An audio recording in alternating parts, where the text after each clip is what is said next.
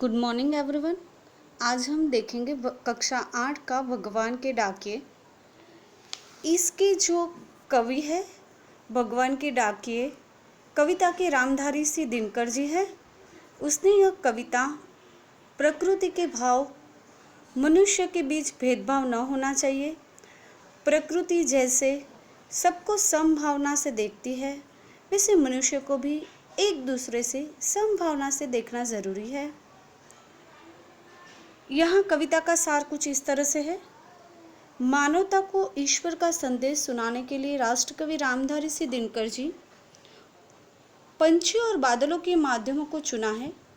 डाकिये घर घर जाकर संदेश पत्र देते हैं।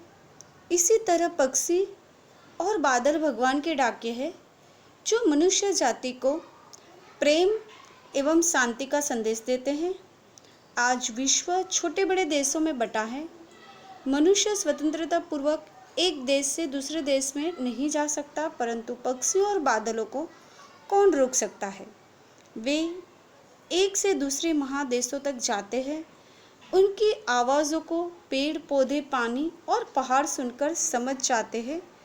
कवि इनके माध्यम से हमें यह संदेश देते हैं कि यह संदेशों को आंक सकता है। वे कहते हैं कि एक देश की धरती दूसरे को सुगंध अर्थात शुभकामना और प्रेम का संदेश भेजती है। देशों की सीमाओं का निर्माण मनुष्य ने किया है।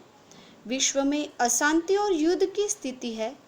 कवि मनुष्य को वसुधैव कुटुंबकम का संदेश भगवान के डाकिये द्वारा हमें दे रहे हैं।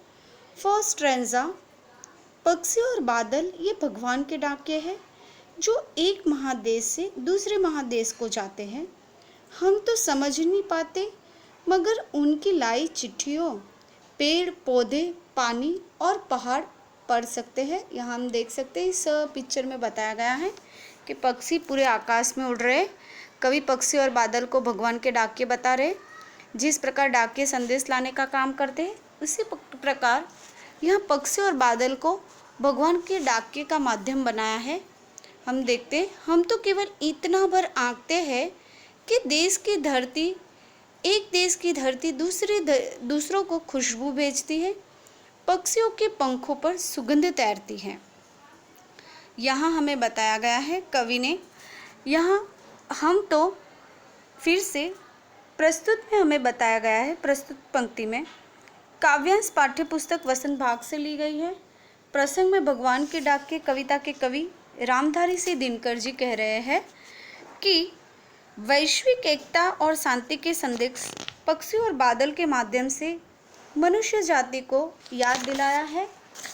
और देखो कि आपसी लड़ाई के कारण मनुष्य जाति एकता तथा वसुधैव कुटुंबकम की भावना का संदेश भुला बैठी है। कवि यह कहना चाहते हैं कि भिन्न भिन्न कारणों से दुनिया, देश आपस में युद्ध और हिंसा के भाव उत्पन्न कर रहा है। अहिंसा और मनुष्यता आदि को भुला दिया गया है। पूरी पृथ्वी एक परिवार की भांति है।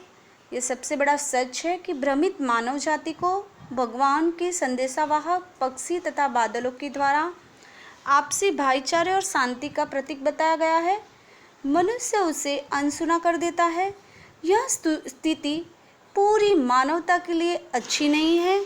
यहाँ एकता के भाव होने ज़रूरी है, भाईचारे के भाव होना ज़रूरी है। जब प्रकृति एक दूसरे में भेदभाव न रखती है तो मनुष्य को भी नहीं रखना चाहिए। वसुधैव कुटुंबकम की भावना हमें अपनानी चाहिए।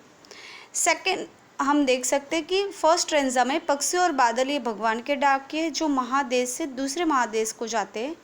हम तो समझ नहीं पाते, मगर उनकी लाई चिट्ठियाँ सिर्फ पेड़ पौधे और पानी ही पहाड़ बाँचते हैं। स्ट्रैंजा 2, हम तो केवल यह आंकते हैं कि एक देश की धरती दूसरे देश को सुगंध भेजती है और सौरभ हवा में तैरते हुए पक्षियों की पाँखों पर तीरता है और एक देश का भाप दूसरे देश में पानी बनकर गिरता है। तो कवि रामधारी सिंह दिनकर जी यहाँ कह रहे हैं, कहते कि पक्षी तथा बादलों की आवाज़ तो हम नहीं समझ पाते, परंतु अनुमान लगा सकते हैं कि एक देश की धरती दूसरे देश को प्रेम की सुगंध भेजती है। पक्षियों के आने जाने से शांति का संदेश आता जाता है। इसी प्रकार एक देश से उड़कर बादल जब दूसरे देश में जाता है, मेघ बरसता है, तो वह आपसी भेदभाव को मिटा देता है। कवि के अनुसार विश्व के देशों में आना जाना और संपर्क बनाए रहना चाहिए और शांति और सद्भावना की भावना एक दूसरे में होनी ज़रूरी है। अस्तु, धन्यवाद।